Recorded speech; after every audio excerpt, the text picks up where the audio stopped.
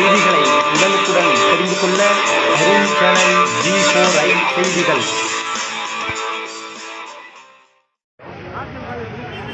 April 23ஆம் தேதி நடைபெற இருக்கின்ற 17வது தமிழக சட்டமன்ற பொதுத் தேர்தலில் திராவிட முன்னேற்ற கழகத்தின் தலைமையிலான மதச்சார்பற்ற முற்போக்கு கூட்டணி ஆதரித்து தமிழ்நாடு முழுவதும் திராவிட வெற்றிக் கழகம் வாக்குகளை சேகரித்துக் கொண்டு வருகிறது. அந்த விதத்தில் தமிழ்நாட்டின் நெற்களஞ்சியமாக விளங்கிக் கொண்டிருக்கின்ற தஞ்சை தரணியில் தஞ்சாவூரில் சட்டமன்ற தொகுதியில் போட்டியிடுகின்ற சன் ராமநாதன் அவர்களுக்கு காலையில் புனித பெருங்குடி தேவாலயத்தில் வாக்குகளை சேகரித்துக் கொண்டு தற்போது ரயிலடியில் அருகாமையில் இருக்கின்ற தபால் தந்தி அலுவலகத்திற்கு மத்தியில் தாய்மார்கள் புடைசூட தோழர்கள் ஒன்று கூடியிருக்கின்ற இந்த நிலையில் புதிய சுரு சின்னத்தில் நாங்கள் வாக்குகளை சேகரித்துக் கொண்டிருக்கிறோம்.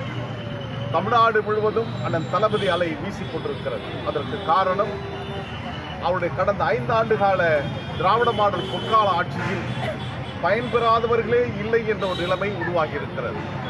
தமிழ்நாட்டு மக்களை அன்போடு வேண்டிக் கொள்வதெல்லாம் ஒன்றே ஒன்றுதான்.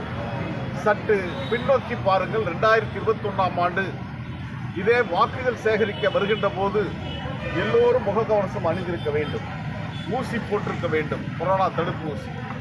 100 பேருக்கு 10 பேருக்கு மேல் கூடியிருக்க கூடாது. இப்படி ஊரடங்கு, கொரோனா தொற்று என்று பல்வேறு சூழலில் முடங்கி கிடந்த தமிழ்நாட்டை மீட்டுருவாக்கம் செய்த கடமையில் அண்ணன் தளபதி அவர்கள் அவரே அந்த பயிற்சியில் ஈடுபட்டு பொருளாதார சமநிலை, வளர்ச்சி திட்டங்கள் என்று பல்வேறு சாதனைகளை நிகழ்த்தி காட்டியிருக்கிறார்.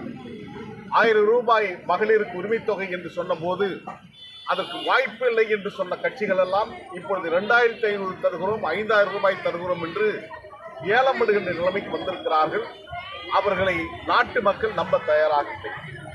ஒரு பானை சோற்றுக்கு ஒரு சோர் பதம் என்பதை போன்று மக்கள் இவருடைய ஆட்சி நல்லாட்சி என்பதை நிரூபித்திருக்கின்ற காரணத்தினால் அவருக்கு எங்களுடைய வாக்கு என்று சொல்லியிருக்கிறார்.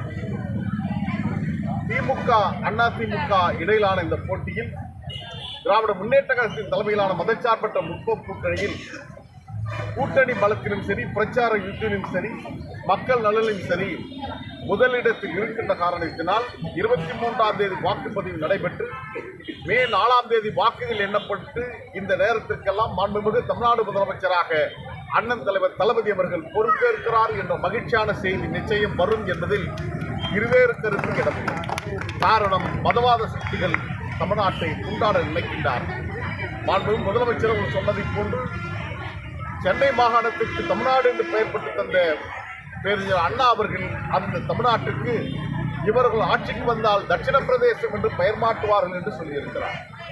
இந்த காலையில் கூட ராமநாதபுரம் சேதுபதி சீமையில் தளபதி அவர்கள் நடைபயணம் வந்து கொண்டிருந்த போது ஊடகத்திடம் கேள்வி கேட்ட போது தன்னுடைய கண்மணிகளுக்கு, தன்னுடைய கலைஞருடைய தொண்டர்களுக்கு அவர் விடுத்த அடைகூவல் மட்டுமல்ல, இந்த கூட்டணியில் இருக்கின்ற அனைவருக்குமான வேண்டுகோளாக நான் பார்க்கின்றேன். இன்னும் 10 நாட்கள் தான் இடையில் இருக்கிறது. இந்த 10 நாட்களில் மக்களோடு மக்களாக இருந்து கண் துஞ்சாமல் கடமையாற்றுங்கள், வெற்றிக்கனியை பறித்து வாருங்கள் என்று சொல்லுகின்ற போது தஞ்சை தரணியை மனதில் வைத்துதான் சொல்லியிருப்பார் என்று நினைக்கின்றேன். நாம் நிலத்தை பண்படுத்தி நாற்று நட்டு களைபறித்து உரம் போட்டு அது நல்லாக நெற்கதிர்கள் வளர்ந்து வருகின்ற போது அது அறுவடை செய்து உரியவர்களுக்கு போய் சேர வேண்டும். இடையில் திருடர்கள் வந்து பறித்துக் கொள்ளக்கூடாது என்பதை முதலமைச்சர் அவர்கள் சொல்லியிருக்கிறார்கள்.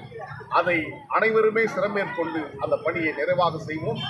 தமிழ்நாட்டில் திராவிட மாடல் ஆட்சிதான் நல்லாட்சி என்பதை நாடு உணர்ந்திருக்கிறது. மதவாத சக்திகளுக்கு இந்த மண்ணில் இடமில்லை. காரணம், மதவாத சக்திகள் நாட்டை உண்டாடும், ஜனநாயகத்தை பிளவுபடுத்தும். எனவே திராவிட மாடல் பொற்கால ஆட்சி நிச்சயம் தொடரும் என்பதில் எந்த மாற்று கருத்தும் இல்லை. தஞ்சை தரணியில் பெரியகோள் அமைந்திருக்கின்ற தஞ்சை மாநகரிலிருந்து முத்தமிழ் கலைஞர் அவர்கள் போட்டியிட்டு வெற்றி பெற்ற அதே தஞ்சாவூர் தொகுதியில் சன் ராமநாதனுடைய வெற்றி உறுதி செய்யப்பட்டிருக்கிறது என்பதை மகிழ்ச்சியோடு தெரிவித்துக் கொண்டேன்.